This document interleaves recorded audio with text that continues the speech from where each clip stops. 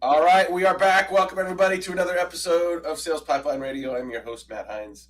Excited to have you here as we record this in the U.S. on a Thursday before Memorial Day weekend. Just excited to have our guest today, Jason Yarborough. Last time I'm going to call him by his full name. We're going for Yarby from this point forward. Here's what, Jason, I told you that I used Claude to help me prepare for this episode, and I asked it to sort of give me a sort of a quick read summary of Yarby. So here's what it said. And I want to get your feedback on this. You ready? Can you hear me? Can't hear me. Uh-oh. Technical difficulties. Do we blame this on Montana? I don't know if you can hear me, but I have lost contact. Oh no, I can hear you.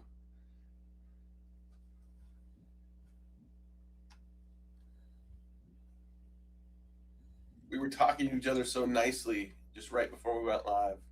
So we're either going to blame this on Montana or blame this on StreamYard. Maybe a little bit of both. We'll figure it out. I'm not going to read your intro until you can hear it because I want you to react to your intro. So we'll get there.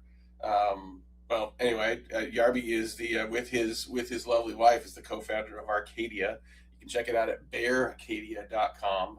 So what they're doing, sort of a different and unique way of just helping people with leadership challenges, not in a conference room or boardroom, but outside in yurts. And super excited to talk to Yarby about that here today. See, we got him back. Yarby, are you back? Can we hear you? I am back. I am so sorry about that. That was crazy. It's all good, man. This is live, but don't worry about it. Hey, listen, while you were gone, I was blaming Montana. I was blaming StreamYard. Okay. I was blaming that's as far as I got, actually. I most oftentimes blame Montana. I think we're shipping in internet from your neighborhood. So like in today it's cloudy and snowy here in Montana. So like everything is crazy. So it's definitely Montana's fault. We can blame. I mean, look, I'm a simple guy, and I still think the fact that I can be talking to you basically live, and you're all the way over there in Montana. I mean, I just still think this is incredible. We're in the future, Matt. This is the future.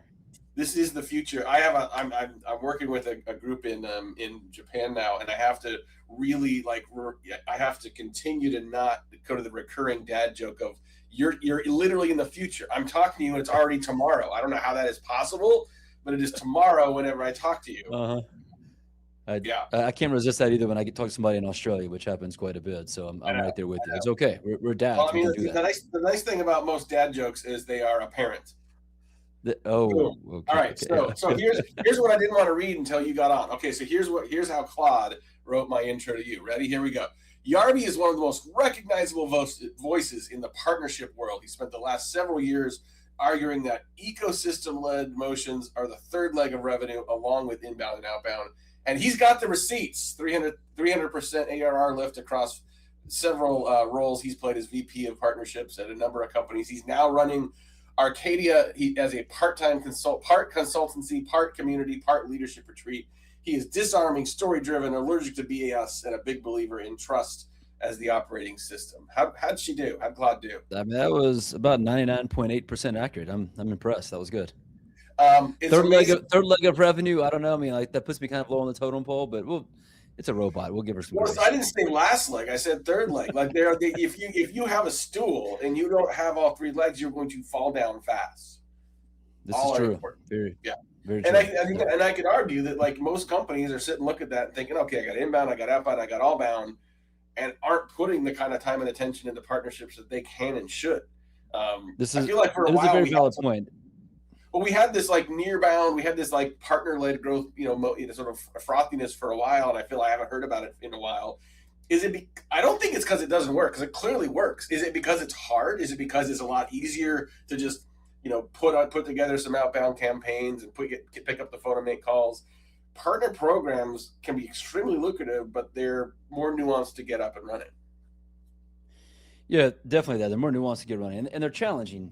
They're challenging in the sense that like there's not a tried and true playbook the way there is with sales, but also it's kind of a new motion. I've talked about on LinkedIn before that a lot of like today's CROs didn't really come up in like today's partnership motion, right? A Right. lot of today's CROs know reseller motions. They know MSPs and VARs and whatnot, right? We're running resell referral models now. We're running nearbound models. We're running integration partnerships and all this other stuff that is not a reseller, and it's hard to really kind of measure, track, and monitor in a way that sales has it nailed down. Everyone's got a different idea of what it looks like.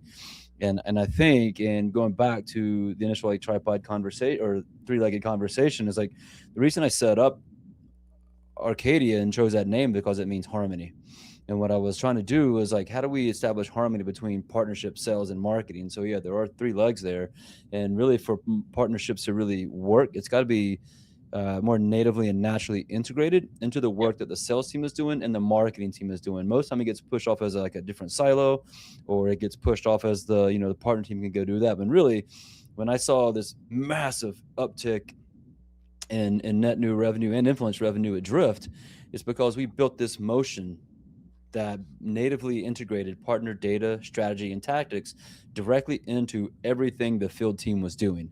And Yep. once we did that over the course of like 18 months from the tech side of the tech partners specifically, we saw a 500% increase in revenue. It went wild. We had 750 partner intro requests that were submitted from our sales team to work and talk with our partners. We had marketing that wasn't doing a whole lot of partner offers at the time, like webinars, events, stuff like that. Start running a whole partner-led motion through the marketing initiative. That was our buddy Justin Keller over there. We were working together, and we just had a lot of great fun watching this thing take off by actually getting it built in and establishing harmony. And one of the things I think that's a limiter for a lot of companies when it comes to partnerships is if you think about it as that third leg, and we put that relative to inbound and outbound, it makes it sound like it's a Mm-hmm. lead channel, and it can be. But what you're describing, what I've seen work elsewhere, is like you can get like up to 40% greater lead velocity and conversion when partners are involved, right? So it's 100%. not just lead source; it's also just integration across your customer and prospect base.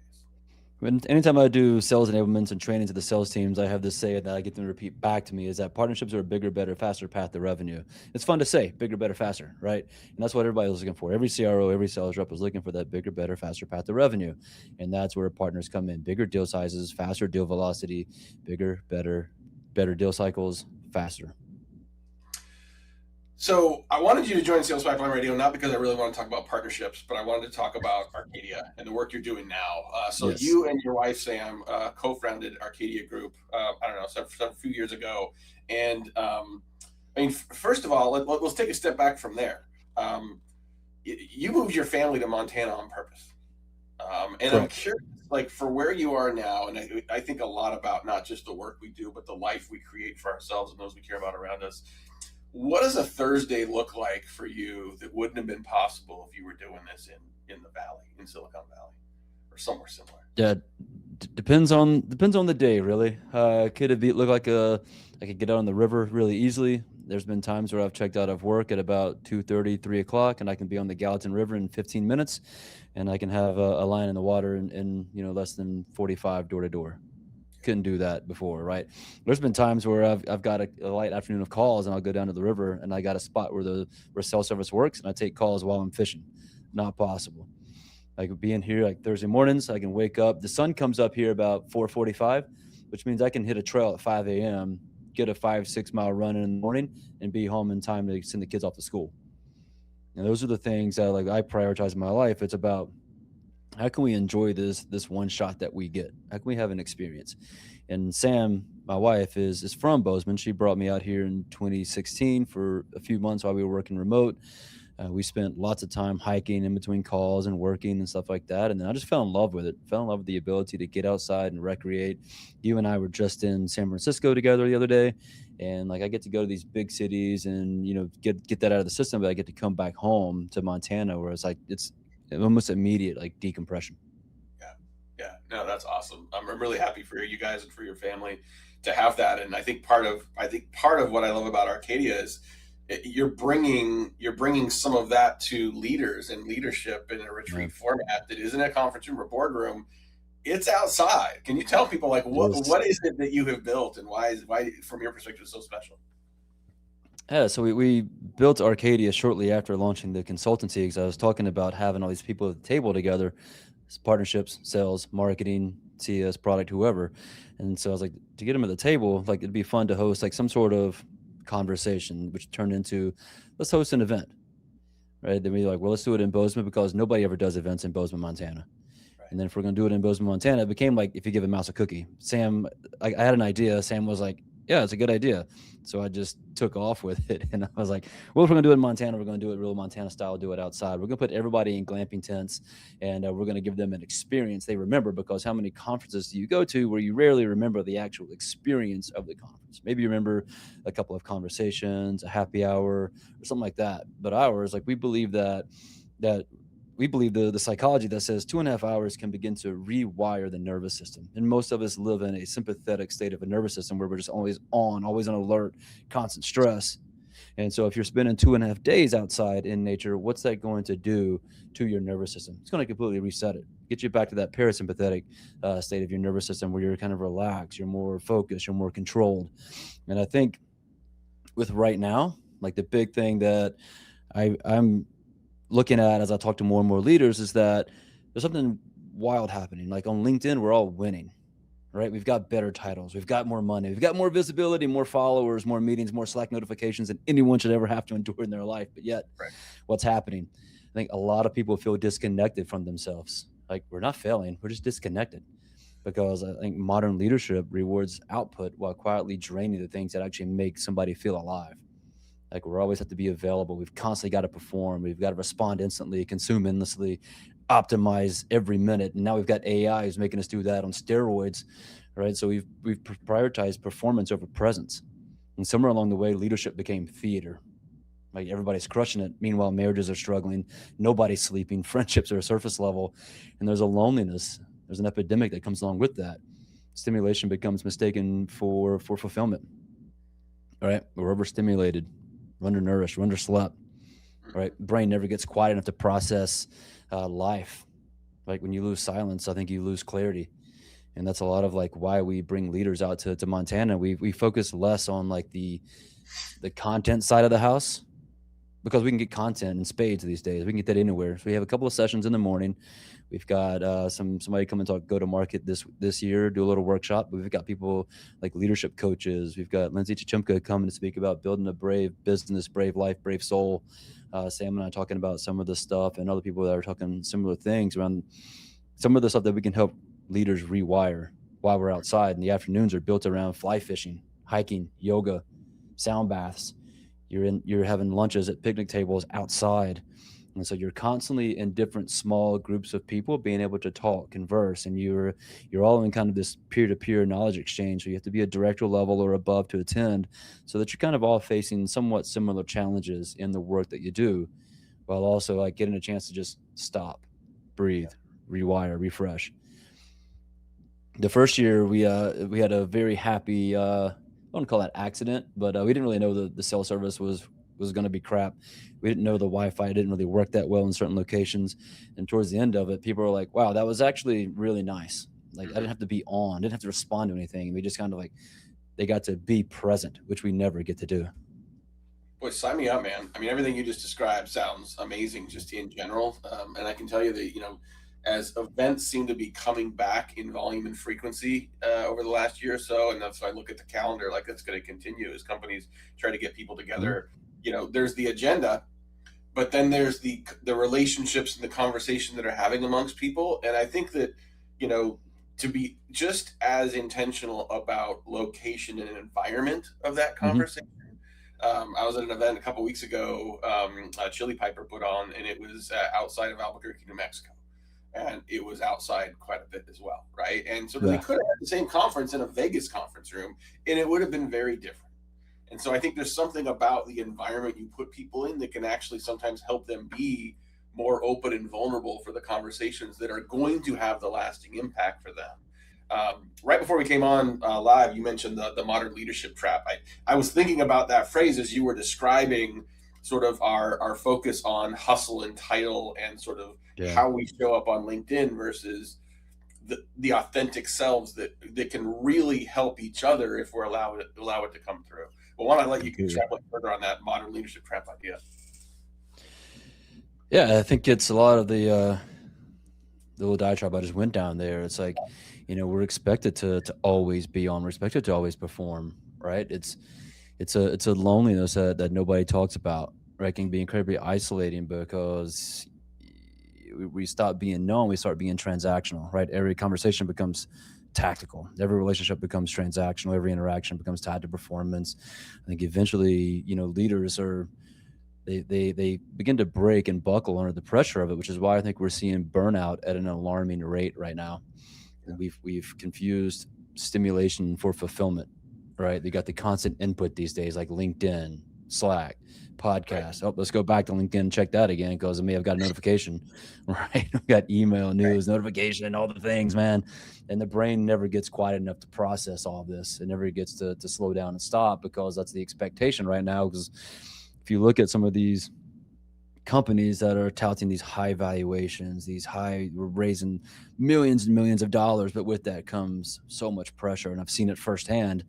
Some of these companies I've been around, been involved in, and the leaders begin to crack, break, and they're burnt out, and they're trying to find uh, ways to kind of like get back to themselves and who they are, Yeah. and they I don't know where that happens. you have to, I mean, you have to make it for yourself, right?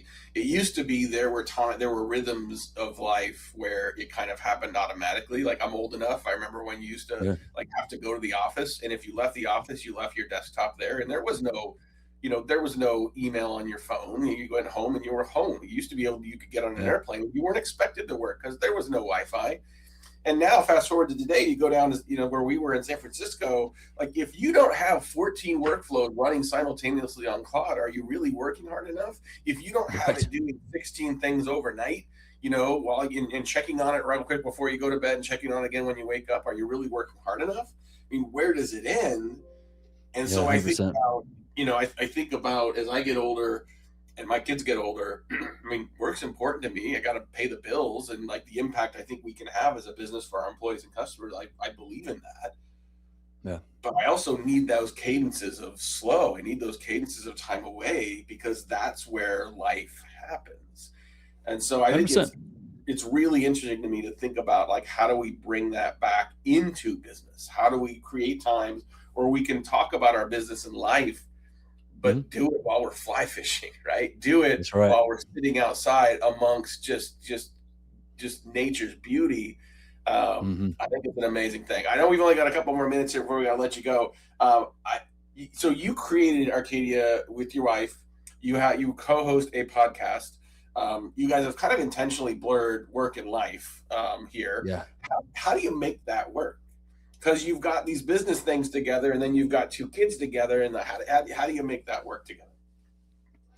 That's a good question. And most people, especially most couples, think we're absolutely crazy. But really, man, we're having a blast. Like we thoroughly enjoyed the time we spend together. One of the things we really do is we prioritize connection and communication over all things. Not only connection and communication with each other, but with ourselves. Mhm. Right. I think, going back to some of that leadership trap is like I don't feel disconnected from the work that I do in the life that I live. I feel very much holistic in that approach.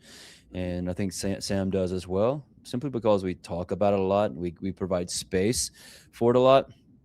One of the things I was thinking about the other day is that like humans need white space, right? We just can't always be on. Yeah. And living in the place that we live, we get access to do a lot of that and we prioritize it. I Yep. know that it's very important for Sam to have time outside and touch grass. I know it's very important for myself to have the same thing. And so we work with each other to prioritize that amongst all that we're doing. We've got two kids, so like we understand like when each of us needs time, needs to do something, and we work together really well as a team. And we generally not only we definitely certainly care about each other, but we also care about the work that we do in the life that we live, and we Yeah. bring that all into the life that we create together. And it's very intentional. We talk a lot about it.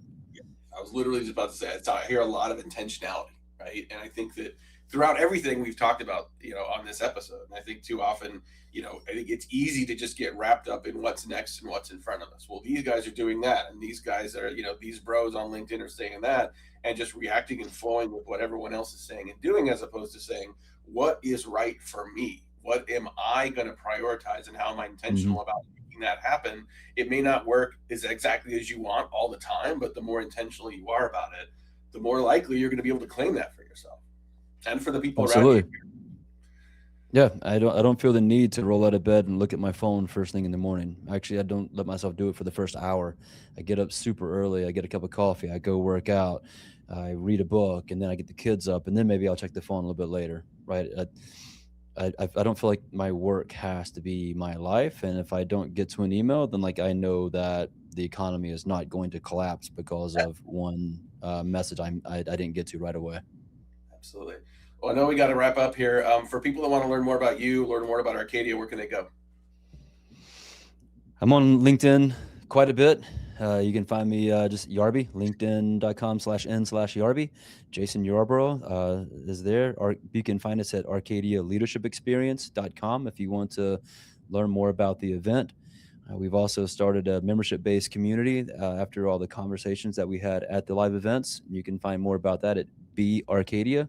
It looks like Bearcadia, but it's actually Be Arcadia, but it's also why I chose a bear as the logo, just so I can mess with people that are looking at the domain, some bear. I assume that Bozeman, it was intentional, but that's awesome. Well, thank you so much for being part of this. Yeah, go ahead. Yeah, I was like, what's funny about the bear is the moment we decided to make the bear logo, I saw 6 bear that week. That was more in one week than I've seen in my entire time living in Montana up to that point. And I think it was a good sign. It's definitely a sign. All right, buddy. Thanks again for doing this. So say hi to your lovely wife. Thank you, everyone, for joining us for another episode of Sales Pipeline Radio. We'll be back next week. More guests, more insights. We'll see you then. Take care. Thanks, y'all. See you.